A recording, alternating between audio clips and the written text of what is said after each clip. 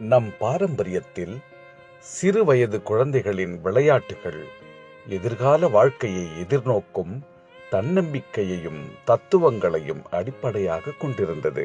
கயிறு தாவுதல், ஒட்டுமொத்த உடலின் ஆரோக்கியம், பாண்டி அதாவது நொண்டி ஆட்டம், கால்களின் வலிமைக்கு ஆரம்பம், ஒரு குடம் தண்ணீர், ஒற்றுமை கற்பிக்கும் உற்சாகம், பல்லாங்குழி, கணிதம் வளர்க்கும் சிந்தனை, பச்சை குதிரை தாண்டுதல் அதாவது மணி ஆவியம், முறையான முயற்சியில் முன்னேற்றம், ஒளிந்து விளையாடுதல், தன்னம்பிக்கை, தைரியத்தின் உரம், தட்டாங்கல் அதாவது கல்லாங்காய், ஒரே நேர்கோட்டில் கவனம், சிலம்பாட்டம், வீரம், விவேகம், பெருமைக்கு முதற்படி, உரியடித்தல், இடையூறுகளையும் ஏமாற்றங்களையும் கடந்து மகிழ்தல்.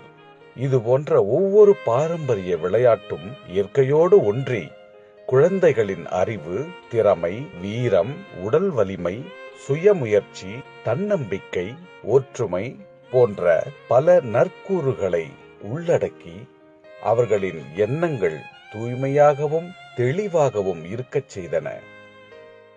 இயற்கையாகவே வியர்க்க வைத்து ஆரோக்கியம் அளித்த நம் பாரம்பரிய விளையாட்டுகளை எல்லாம் நவீன விளையாட்டினுள் தொலைத்துவிட்டோம்.